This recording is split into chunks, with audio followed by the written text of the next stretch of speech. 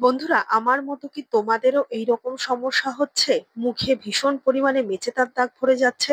আর মেচেদার দাগ যে শুধুমাত্র একটা বয়সের পরই হয় তা কিন্তু না। হরমোনাল ডিসব্যালেন্সের কারণেও কিন্তু সারা মুখে মেচেদার দাগ ভরে যেতে পারে। শুধুমাত্র যে মহিলাদেরই এই সমস্যার মধ্যে পড়ে তা কিন্তু নয়, মহিলা পুরুষ উভয় নির্বিশেষে মেচেদার সমস্যায় পড়ে থাকে। একটা বয়স পেরোলেই এই ধরনের মুখের মধ্যে স্পট দাগ পড়তে শুরু করে, যেটা কিনা দেখতে ভীষণ পরিমাণে বাজে লাগে। আর সাথে সাথে দীর্ঘদিন যেতে যেতে এই দাগগুলো আরো বেশি বাড়তে থাকে। নানান রকম ডাক্তার মেডিসিন নেওয়ার পরেও এই ধরনের দাগগুলো যেতে চায় না। অনেক রকম স্কিন ট্রিটমেন্ট করার পরেও যেতে চাইছে না। তাহলে আজকের ভিডিওটা তোমাদের জন্য খুবই গুরুত্বপূর্ণ হতে চলেছে। যদি আজকের ভিডিওটা একটু উপকারে আসে বা কার্যকরী মনে হয়, তাহলে ভিডিওটা সবার সাথে শেয়ার করবে, যাতে প্রত্যেকের অনেক অনেক উপকার হয়। আজকে এমন একটা হোম রেমেডি তোমাদের সাথে শেয়ার করব, যেইভাবে মেচেদার দাগ খুব সহজে তোমরা তুলে ফেলতে পারবে। আমার মুখটা দেখতেই পাচ্ছ কি পরিমাণ মেচেদার দাগ ছিল, আর সেখান থেকে কিন্তু পুরোপুরি সম্পূর্ণভাবে আমি মেচেদার দাগ তুলে ফেলতে পেরেছি স্কিন থেকে। শুধুমাত্র যে মেচেদার দাগ তা কিন্তু নয়, সাথে পক্সের দাগ বা মুখের মধ্যে থাকা ব্রণ, যে কোনো ধরনের ডার্ক সার্কেল, সমস্ত কালো দাগ কিন্তু তুলে ফেলবে। আর শুধুমাত্র মুখে না, গায়ে, হাতে, গলায়, ঘাড়ে, পায়ে, মুখে, সমস্ত জায়গার যে কোনো ধরনের কালো দাগ, এই মেচেদার দাগ সহ সমস্ত দাগ কিন্তু তোলা যাবে এই ঘরোয়া টোটকাটা অ্যাপ্লাই করলে। চলো তাহলে দেখে নেওয়া যাক কি সেই ঘরোয়া উপায়, যার মাধ্যমে খুব সহজে আমরা মুখে নানান রকম দাগ ছোপ তুলে ফেলতে পারবো। তার জন্য সবার প্রথমেই লাগবে ঢেঁড়স। ঢেঁড়সের মধ্যে থাকে এমন বেশ কিছু প্রপার্টিজ, যা কিনা আমাদের মুখের মধ্যে থাকা বা স্কিনের মধ্যে থাকা যে কোনো ধরনের দাগ ছোপ তুলে ফেলে। এছাড়াও রয়েছে এর মধ্যে ভিটামিন এ আর ভিটামিন সি, যা কিনা ত্বকের মধ্যে থাকা নানান রকম দাগ নিমেষে তুলে দেয়, সাথে দাগের রংগুলো অনেকটা হালকা করে দেয়, আর সাথে ত্বককে ময়শ্চারাইজ করে। এছাড়াও স্কিনের মধ্যে থাকা যে ট্যান বা বলিরেখা বা বয়সের যে ছাপ, সেটাকেও কিন্তু অনেক তাড়াতাড়ি রিমুভ করে দেয়। এখানে আমি 2-3 টুকরো ঢেঁড়স নিয়ে ভালো করে পরিষ্কার করে ধুয়ে ছোট ছোট টুকরো করে কেটে নিয়েছি। তবে যেটুকু দরকার সেটুকুই কিন্তু তোমরা তৈরি করে নেবে। অনেক বেশি পরিমাণ তৈরি করলে কিন্তু জিনিসটা নষ্ট হবে, কেননা স্টোরেজের কোনো রকম পদ্ধতি নেই। ভালো করে ধুয়ে নিয়ে একটা পাত্রের মধ্যে নিয়ে নিয়েছি হাফ কাপ পরিমাণ জল। জলের মধ্যে ছোট ছোট টুকরো করে কেটে রাখা ঢেঁড়সগুলোকে বেশ খানিকটা সময় ভিজিয়ে রাখবো। আর ভিজিয়ে রাখার ফলে কি হবে, ঢেঁড়সের মধ্যে যে পিচ্ছিল ব্যাপারটা সেটা কিন্তু জলের সাথে মিশে যাবে। দিয়ে দেবো বেশ খানিকটা লবণ। এবার কি করব, গ্যাসের আঁচ জ্বালিয়ে এবার মিডিয়াম আঁচে বেশ খানিকটা সময় এটাকে ফুটতে দেবো। ফুটতে ফুটতে দেখা যাবে জলটাও ধীরে ধীরে কমে এসেছে। আর ঢেঁড়সের মধ্যে যে পিচ্ছিল ব্যাপারটা সেটাও কিন্তু জলের সাথে মিশে গেছে। আমাদের মেনলি দরকার ঢেঁড়সের মধ্যে যে পিচ্ছিল ব্যাপারটা, সেটা যেন জলের সাথে মিশে যায়, আর সেই জলটাই কিন্তু আমাদের এখানে দারুণভাবে কাজে দেবে। তবে একটু ধৈর্য সহকারে করতে হবে, যেহেতু ঘরোয়া হোম রেমেডি, তাই খুব বেশি বাইরের কেমিক্যাল যুক্ত কোনো কিছুই ব্যবহার করা হয় না। সমস্তটাই প্রাকৃতিকভাবে তৈরি করা হয়। তাই ধৈর্য সহকারে আর সময় নিয়ে যদি জিনিসটা করা যায়, তাহলে দারুণভাবে কাজ দেবে। বেশ খানিকটা সময় 2-4 মিনিট ফোটানোর পর দেখো জলটা এখানে কমে এসেছে। আর এই যে জলটা ছিল সেটা কিন্তু কমে গিয়ে বেশ খানিকটা পিচ্ছিল পিচ্ছিল হয়ে গেছে। এবার এই জলটাকে আমরা কি করব, ছেঁকে নেবো। ছেঁকে নেওয়ার জন্য নিয়ে নিয়েছি এখানে একটা সুতির কাপড়, রুমাল। তো তোমরা চাইলে যে কোনো ধরনের সুতির পরিষ্কার কাপড় নেবে, নিয়ে এই যে আগে থেকে ফুটিয়ে যে কমিয়ে রাখা জলটা, সেটাকে এই কাপড়ের মধ্যেখানে দিয়ে এইভাবে তোমরা এই ঢেঁড়স থেকে রসটাকে ছাঁকনির মতো করে ছেঁকে বের করে নেবে। এখানে ঢেঁড়সের যে দানাগুলো বা ঢেঁড়সের যে স্কিনটা, এগুলো কিন্তু দরকার নেই। মেনলি দরকার এই যে পিচ্ছিল জলটা, এই জলটাই কিন্তু এখানে মেন দরকার। আর এটা না এতটাই ঘন হয়ে যাবে, বেশ খানিকটা জেলের মতো হয়ে যাবে জিনিসটা। এটাই কিন্তু মেনলি এখানে কাজ করবে। আর এইটা কিন্তু খুব বেশি পরিমাণ দরকার নেই। প্রায় এখানে দেখতে পাচ্ছ জেলটা মোটামুটি 1 থেকে 1.5 চামচ পরিমাণ তৈরি হয়েছে। এবার এটুকু দিয়েই দরকার। আর এই যে ঢেঁড়সের স্কিনটার দানাগুলো রয়েছে, এগুলোকে ফেলে দেবো, আর কোনো কাজে আসবে না। এবার এই যে জেলটাকে সম্পূর্ণ ঠান্ডা করতে দেবো। ঠান্ডা হয়ে গেলে এর মধ্যে বেশ কতগুলো জিনিস মিশিয়ে দেবো। তার মধ্যে সবার প্রথমে যেটা দিয়ে দেবো ভ্যাসলিন। ঘরে আমাদের প্রত্যেকেরই ভ্যাসলিন থাকে। ভ্যাসলিন কিন্তু দারুণভাবে কাজ করবে আমাদের স্কিনটাকে গ্লো রাখার জন্য, বা স্কিনের মধ্যে থাকা সমস্ত ধরনের যে দাগ-ছোপ সেগুলোকে টেনে বের করতে হবে ভেতর থেকে এই যে ভ্যাসলিনটা। আর দিয়ে দেবো টুথপেস্ট। ঘরে থাকা যে কোনো ধরনের টুথপেস্ট এক্ষেত্রে ব্যবহার করবে, তবে হোয়াইট কালার টুথপেস্ট দিলে সবথেকে ভালো হয়। তাতে কিন্তু আমাদের মুখের যে ময়লা থাকে সেগুলো সমস্তটা কিন্তু খুব শিগগিরই পরিষ্কার হয়ে হয়ে যায়। এবার এই দুটো জিনিসকে ভালো করে এই যে জেলটা বেরিয়েছে ঢেঁড়সের তার সাথে ভালো করে মিশিয়ে দেবো। তবে মিশতে একটু অসুবিধা হবে, কেননা বেশ খানিকটা না দলা দলা হয়ে যাবে, তাই খুব ভালো মতো এটাকে না মেশালে কিন্তু ভালো করে কাজ দেবে না।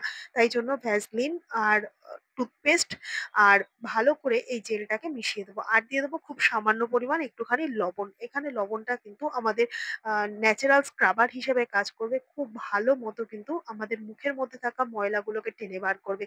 এবার সমস্তটা ভালো করে মিশিয়ে দেওয়ার পর এর মধ্যে দিয়ে দেবো 1 চামচ পরিমাণ ইনো। ইনোর বদলে তোমরা খাবার সোডা ব্যবহার করতে পারো। আর সোডা বা ইনো এতটাই পাওয়ারফুল একটা হোম রেমেডি কাজে ব্যবহার করা হয়, যা কিনা ক্লিনিং এর কাজে তো ব্যবহার করা হয়, সাথে আমাদের স্কিনের জন্য দারুণভাবে কার্যকরী। কেননা এটা না আমাদের স্কিনের মধ্যে থাকা যত রকমের দাগ ছোপ ময়লা বা দাগগুলোকে খুব সহজে রিমুভ করে দেয়। আর তাই জন্য এখানে আমি সোডার ব্যবহারটা করেছি। সোডাটা দেওয়ার সাথে সাথে বা ইনোটা দেওয়ার সাথে সাথে দেখবে এখানে বেশ খানিকটা কিন্তু মানে ঝাঁঝালো ফেনা মতো তৈরি হবে। তারপর ভালো করে মিশিয়ে নেওয়ার পর এর মধ্যে দিয়ে দেবো 1.5 চামচ পরিমাণ আটা। গমের আটা এক্ষেত্রে ব্যবহার করবে। আগেকার দিনের মুখ পরিষ্কার করার জন্য কিন্তু আমরা আটা, চালের গুঁড়ো, বেসন এগুলোকে ব্যবহার করতাম। তো সেক্ষেত্রে এই জিনিসটাকে বানানোর জন্য কিন্তু এখানে আমার আটা দরকার, আর কোনো রকম ময়দা বা চালের গুঁড়ো এক্ষেত্রে ব্যবহার করবে না। ঢ্যাঁড়সের সাথে একমাত্র কিন্তু এই আটাটাই যাবে, তাই এখানে আমি আটাই নিলাম। এবার ভালো করে মিশিয়ে নেওয়ার পর দেখতে পাচ্ছ একটা কিন্তু সেমি সলিড একটা লিকুইড মতো তৈরি হয়েছে, খুব বেশি টাইটও না আবার একেবারে নরমও যে একটা মিশ্রণ সেটাও কিন্তু না, খুব সহজেই দেখতে পাচ্ছ। এবার এটাকে আমরা কিভাবে অ্যাপ্লাই করব, তার জন্য মুখটাকে সবার প্রথমে পরিষ্কার করে নেবে, আর পরিষ্কার করে নেওয়ার পর টোনার বা রোজ ওয়াটার দিয়ে ভালো করে মুখটাকে স্প্রে করে নিয়ে হাতের সাহায্যে ভাবে ট্যাপ ট্যাপ করে তোমরা সারা মুখের মধ্যে মাসাজ করে দেবে। তাতে করে কি হবে, আমরা স্কিনের মধ্যে কিন্তু সমস্ত এই যে টোনার বা আমরা যে রোজ ওয়াটারটা দিলাম পুরো স্কিনটা অ্যাবজর্ব করে নেবে। ততক্ষণ পর্যন্ত ভালো করে মুখটার মধ্যে এভাবে মাসাজ করে নেবো, তাহলে দারুণ ভাবে কিন্তু কার্যকরী হবে। এবার আগে থেকে তৈরি করে রাখা যে প্যাকটা, সেই প্যাকটা আমরা কিভাবে অ্যাপ্লাই করব, যেখানে আমাদের স্কিনের মধ্যে দাগ হয়েছে, সেটা ব্রণর দাগ হোক, পক্সের দাগ হোক, বা যে কোনো ধরনের ব্ল্যাক স্পট হোক কিংবা ব্ল্যাক প্যাচ হোক বা মেছেতার দাগ হোক, যাই দাগ হোক না কেন, যেখানে যেখানে হয়েছে সেখানে তোমরা এইভাবে অ্যাপ্লাই করবে। অ্যাপ্লাই করার পর 2-4 মিনিট এভাবে রেখে দেবে।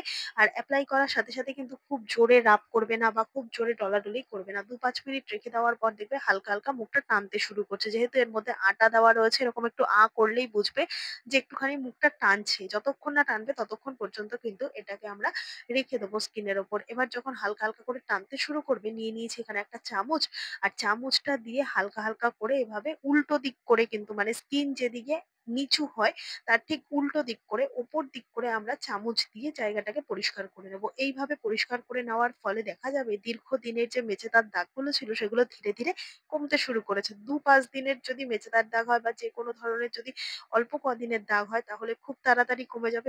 একবার অ্যাপ্লাই করতে করতেই বুঝতে পারবে কতটা কার্যকরী হচ্ছে। আর যদি একটু পুরনো হয় তাহলে একটু ধৈর্য ধরে ব্যবহার করতে থাকো, তাহলেই দেখতে পাবে কত তাড়াতাড়ি কিন্তু আমাদের স্কিনটা গ্লো করতে শুরু করেছে বা দাগের সমস্ত দাগ ছোপগুলো চলে গেছে।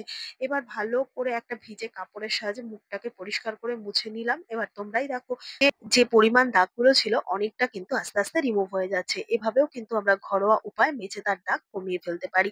এবার আরো একটা নাইট ক্রিম বা নাইট সলিউশন তোমাদের সাথে শেয়ার করব, যেটা যে শুধুমাত্র আমরা মেছেদার দাগ বা যে কোনো ধরনের দাগ ছোপের জন্যই অ্যাপ্লাই করতে পারবো তা কিন্তু নয়। এটা যদি প্রত্যেকদিন রাতে নর্মাল তোমরা স্কিনের উপরও অ্যাপ্লাই করো তাহলে দেখবে ভেতর থেকে একটা গ্লো আসছে, সাথে করে আমাদের ত্বকে আর কোনো রকম দাগ ছোপ হবে না। তার জন্য নিয়ে নিয়েছি একটা পাত্রের মধ্যে 2 চামচ পরিমাণ দুধ। দুধের সর নিতে পারো। এখানে আমি বেশ খানিকটা 1 চামচ পরিমাণ দুধ নিয়েছি, 1 চামচ পরিমাণ দুধের সর নিয়েছি। তোমরা চাইলে পুরোটাই দুধের যে উপরে ঘন সর থাকে সেটা নিতে পারো। দুধ কিন্তু আমাদের স্কিনটাকে গ্লো রাখতে ভীষণই সাহায্য করবে। তার সাথে নিয়ে নিয়েছি 1/2 চামচ পরিমাণ চিনি। এবার দুটোকে ভালো করে একসাথে মিক্সড করে নেওয়ার পর চিনিটা যতক্ষণ না প্রায় 50% গলছে ততক্ষণ পর্যন্ত মিক্সড করে নিয়ে প্রত্যেকদিন রাত্রেবেলা ঘুমাতে যাওয়ার আগে মুখটাকে পরিষ্কার করে ধুয়ে শুকনো করে মুছে তারপর তোমরা মুখের ওপর বা স্কিনের ওপর হালকা হাতে এভাবে রাব করবে। খুব জোরে ঘষাঘষি করবে না, হালকা হাতে এভাবে মাসাজ করবে। তাতে করে দেখা যাবে আমরা যেহেতু রাত্রেবেলা আমাদের স্কিনটা খুব সহজেই রিপেয়ার হয় বা অনেকটা টাইম পায় রেস্ট নেওয়ার মতো, তাই নাইট প্যাক হিসেবে বা নাইট ক্রিম হিসেবে যদি আমরা ঘরোয়াভাবে এই জিনিসটা এপ্লাই করতে পারি, তাহলে স্কিনের মধ্যে থাকা যে সমস্ত দাগগুলো ছিল সেগুলো তো চলে যাবেই। সাথে করে আমাদের ত্বকটা হবে উজ্জ্বল, ঝকঝকে আর মোলায়েম আর সফট এতটাই হবে, তোমরা নিজেরাই অবাক হয়ে যাবে। এত সুন্দর একটা টান ত্বক পাবে। আর এইভাবে হালকা হাতে নিচ থেকে উপর দিকে যদি তোমরা ত্বকটা মাসাজ করে দাও ২-৪ মিনিট, তারপর এই অবস্থায় ভালো করে যদি মুখটাকে পরিষ্কার করে ২-৫ মিনিট রাখার পর পরিষ্কার জল দিয়ে ধুয়ে তারপর ঘুমাতে পারো, তাহলে দেখবে পরের দিন উঠে সকালবেলা তোমাদের স্কিনটা কতটা গ্লো করছে। আর কোনো রকম দাগ ছোপ থাকলে সেটাও কিন্তু একেবারেই রিমুভ হয়ে যাবে। তো এইভাবে ঘরোয়া উপায়ে যদি আমরা ত্বকের যত্ন নিতে পারি, সেটা কিন্তু অনেকটাই বেটার। আশা করছি আজকের এই ঘরোয়া টোটকাগুলো তোমাদের অনেকটাই কাজে দেবে। ভালো লেগে থাকলে লাইক, কমেন্ট, শেয়ার করে পাশে থাকবে। আমার এই ভিডিওটা কে কোথা থেকে দেখছো কমেন্ট করে জানাতে ভুলবে না। দেখা হবে আবারও অন্য কোনো ভিডিওর সঙ্গে। ধন্যবাদ।